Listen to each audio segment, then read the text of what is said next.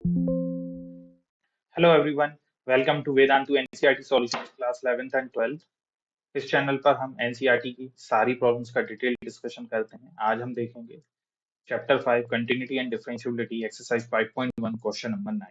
Question 9 है find all points of discontinuity of F where f is defined by fx equals to xy mod x if x is smaller than 0 and -1 if x is greater than equal to 0, right.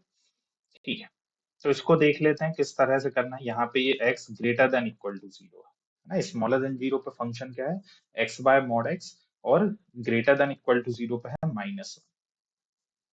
ठीक है, इसको देख लेते हैं। पहले थोड़ा function को define कर लेते हैं। हमें पता है मॉड x जो होता है, mod x is equal to x, है ना, when x is greater than 0, and it is equal to minus x when x is smaller than 0, and it is equal to 0 basically when x is equal to 0।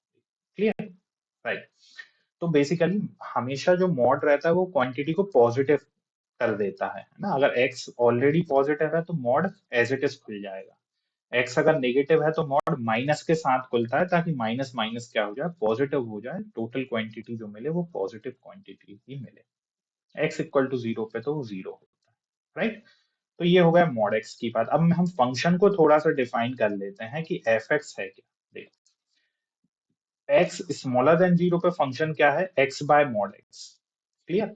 लेकिन smaller than 0 पे mod x कैसा खुलता है, minus के साथ, तो it is minus x। Mod x क्या होगा, माइनस x। x से x cancel, will get what, 1 upon -1 which is -1। और x greater than equal to 0 पे फंक्शन है -1।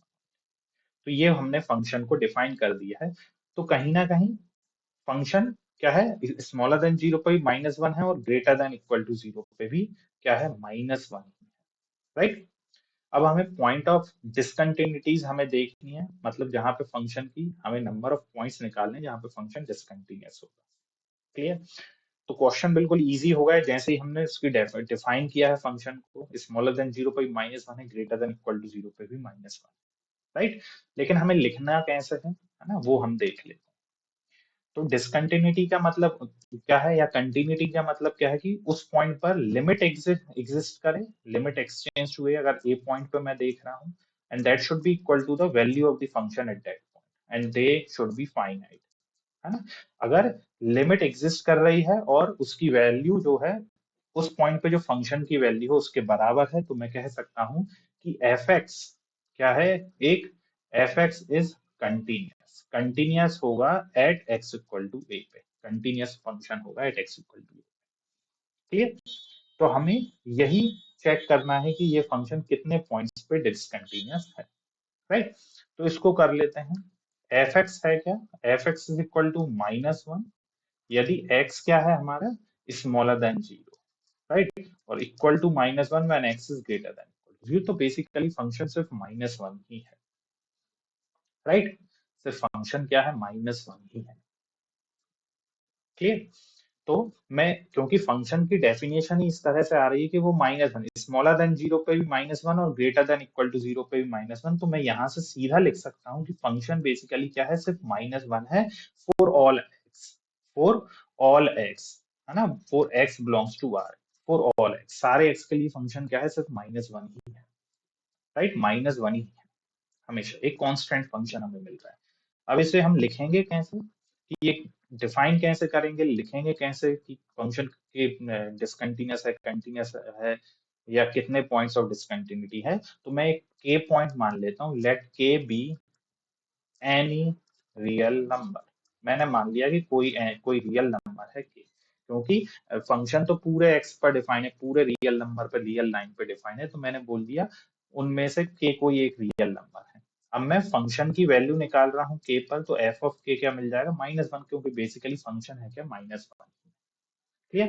तो वैल्यू तो के पॉइंट पे, के कोई भी रियल नंबर हो सकता है, उस पॉइंट पे -1 है। अब सेम, अब मैं उस पॉइंट पे चेक करता हूँ क्या लिमिट एग्जिस्ट कर रही है, तो लिमिट मैं चेक करता हूँ x tends to k, f x, right. तो एफ एक्स क्या है, एफ एक्स है हमारा -1, so it is equal to -1।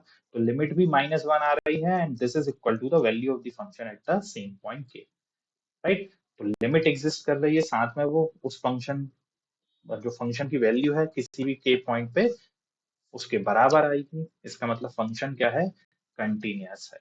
Therefore function is continuous at all x, at all k, right? At k where k belongs to all real numbers, यानी कि हर real number पे function क्या है, continuous. तो मुझे कोई भी डिसकंटिन्यूटी का कोई पॉइंट नहीं मिल रहा है, तो मैं यहां से कह सकता हूं नो पॉइंट्स ऑफ डिसकंटिन्यूटी।